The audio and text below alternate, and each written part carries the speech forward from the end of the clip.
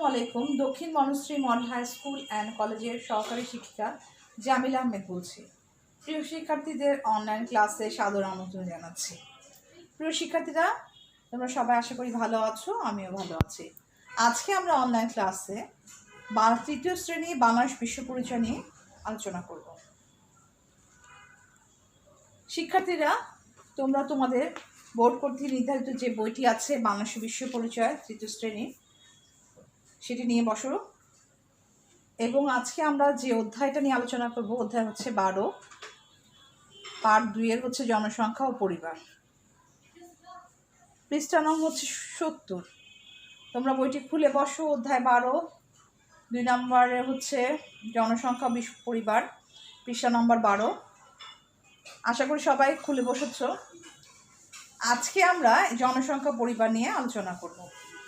গত ক্লাসে আমরা দেখেছিলাম কি বাংলাদেশের জনসংখ্যার সম্পর্ক পড়েছিলাম, যে বাংলাদেশের 2011 সালে আদমশুমারি হিসাব অনুযায়ী বাংলাদেশের জনসংখ্যা ছিল কত পড়েছিলাম আমরা?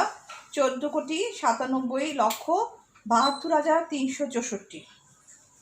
আমাদের দেশের জনসংখ্যা হচ্ছে আদমশুমারি রিপোর্ট অনুযায়ী হচ্ছে, সেটা আমরা দেখেছিলাম 2011-তে।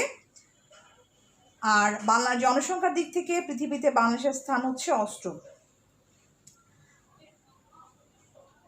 আর বাংলাদেশে মোট জনসংখ্যা নারী পুরুষের শতকরা অনুপাত পড়েছিলাম হচ্ছে 49.99 এবং 50.11। আজকে আমরা এই অধ্যায় 12 জনসংখ্যা ও পরিবার 2 মধ্যে আমরা দেখব। প্রিয় শিক্ষার্থীরা, সবাই আমার বোর্ডের দিকে তাকাও। আজকে আমরা পড়ব হচ্ছে জনসংখ্যা পরিবার। পরিবার বড় হলে বিভিন্ন ধরনের যে সমস্যা হয় সেটা আমরা আজকে দেখব। আজকে আমরা সেটাই আলোচনা করব, যে জনসংখ্যা বৃদ্ধির ফলে কি হচ্ছে। এক একটা পরিবারে জনসংখ্যা বৃদ্ধির ফলেই মোট দেশের জনসংখ্যা বৃদ্ধি পাচ্ছে। আর পরিবার বড় হওয়ার ফলে যে সমস্যাগুলো হয় সেগুলো কি হয় এখন আমরা আলোচনা করব। দেখো, আমি লিখেছি পরিবার বড় হলে বিভিন্ন ধরনের সমস্যা দেখা দেয়। কি কি সমস্যা দেখা দেয় দেখো, এখানে লিখেছি। সবার চাহিদা পূরণ করা যায় না, যেমন সবাই পুষ্টিকর খাবার পায় না, প্রয়োজনীয় পোশাকের অভাব হয়। অর্থাৎ পরিবারে যে চাহিদাগুলো আছে, মৌলিক চাহিদা তো আছেই, এছাড়া অন্যান্য যে চাহিদাগুলো থাকে আমাদের, সেগুলো পূরণ করা সম্ভব হয় না। মৌলিক চাহিদার মধ্যে হচ্ছে খাদ্য একটা। সেই ফলে হচ্ছে কি আমরা সবাই পুষ্টিকর খাবার, বড় হলে পরিবার কি হয়, এতজন লোকের জন্য যে পুষ্টিকর খাবার দরকার হয় সেটা পরিবার ঠিকমতো প্রয়োজন মেটাতে পারে না। আবার আরেকদিকে হচ্ছে প্রয়োজনীয় পোশাকের অভাব হয়। অর্থাৎ দেখা যাচ্ছে যে বস্ত্র একটা মৌলিক চাহিদা আমাদের, খাদ্য বস্ত্র, সেক্ষেত্রে সেই প্রয়োজনীয় পোশাকেরও অভাব হয়। তারপর কি হয়, আরেকটা পয়েন্টস দেখো, বাড়িতে ঘুমানো বা বিশ্রামের জায়গার অভাব দেখা দেয়। অর্থাৎ লোকসংখ্যা বেশি হলে কি হয়, জায়গার থাকার জন্য বা বিশ্রামের জন্য যে পরিমাণ জায়গা দরকার সে পরিমাণ জায়গা পাওয়া যায় না, অভাব হয়। বিদ্যালয়ে পড়ালেখার জন্য যথেষ্ট পরিমাণে বই খাতা পায় না। অর্থাৎ একটা পরিবারে যদি 5 জন ছেলেমেয়ে পড়াশোনা করে, তার জন্য যে পরিমাণ খাতা দরকার হয়, এক্সট্রা বইগুলো দরকার হয়, তখন সেগুলো কি হয়, সে পরিবার সেই বাচ্চাদের জন্য ক্রয় করতে পারে না, খাতাও ক্রয় করতে পারে না। ফলে কি হয়, সে পড়ালেখার জন্য যথেষ্ট পরিমাণে বই খাতা সে বাচ্চাগুলো পায় না। আরেকটা দেখো, বড় পরিবারে ময়লা আবর্জনা বেশি হয় এবং বিভিন্নভাবে পরিবেশ দূষিত হয়। কারণ হচ্ছে বড় পরিবার হলে কি হয়, স্বাভাবিকভাবে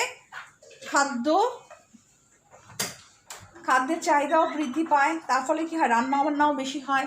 আবার দেখা গেছে বেশি মানুষজন হলে কি হয়, অল্প জায়গায় বেশি মানুষ বসবাস করার ফলে কি হয়, পরিবেশ বিভিন্নভাবে দূষিত হয়ে যায়। তারপর পরিবারের লোক সংখ্যা বেশি হলে সেখানে ছোট শিশুর অনেক সময় মা বাবার সাথে কাজে যায়।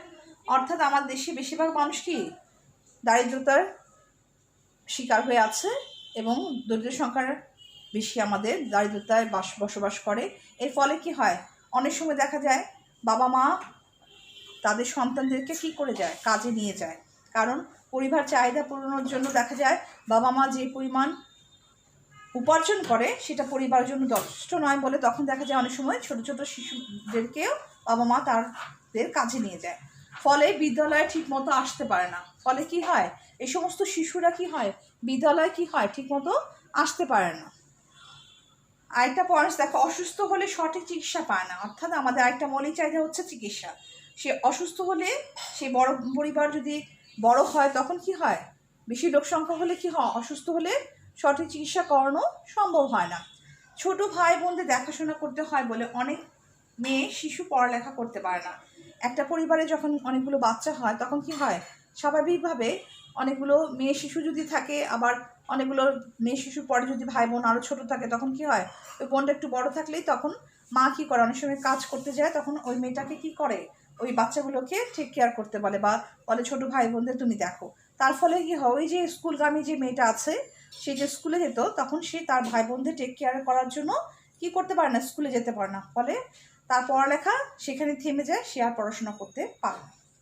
তাহলে আমরা আজকে দেখলাম যে বড় পরিবারে বিভিন্ন ধরনের সমস্যা দেখা দেয়।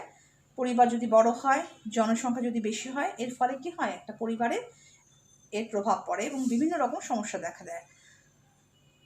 আবার দেখো, ছোট পরিবারে সবার প্রয়োজন মেটানো সম্ভব হয়, পক্ষান্তরে হচ্ছে কি, আবার ছোট পরিবারে সবার প্রয়োজন মেটানো সম্ভব হয়। আজকে আমরা এই যে দেখো শিক্ষার্থী, তোমাদের যে বইয়ে 70 নম্বর পৃষ্ঠায় যে একটা চিত্র আছে, যে ছোট পরিবার বড় পরিবার, দেখেছো যে ছোট পরিবার হলে কি সুন্দর একটা স্বাস্থ্যকর স্থানে বসবাস করতে পারছে, আর পরিবার বড় হওয়ার ফলে কি হচ্ছে, অনেকগুলো ভাই বোন, বাড়িটাও কেমন, দেখেছো, তাই না? তার মানে কি, পরিবার যদি ছোট থাকে তাহলে কি হয়, পরিবারের সবার সব প্রয়োজন মেটানো সম্ভব হয়, আর পরিবার বড় হওয়ার ফলে কি হয়, নানা রকম সমস্যা হয়। আজকে আমরা পরিবার বড় হওয়ার ফলে কি ধরনের সমস্যা হয় সেগুলো নিয়ে আলোচনা করেছি। প্রিয় শিক্ষার্থীরা, আশা করি তোমরা সবাই বুঝতে পেরেছো, কোথাও কোনো অসুবিধা হয়নি। অবশ্যই বাসায় মনোযোগ দিয়ে পড়াশোনা করবে, ভালো থাকবে,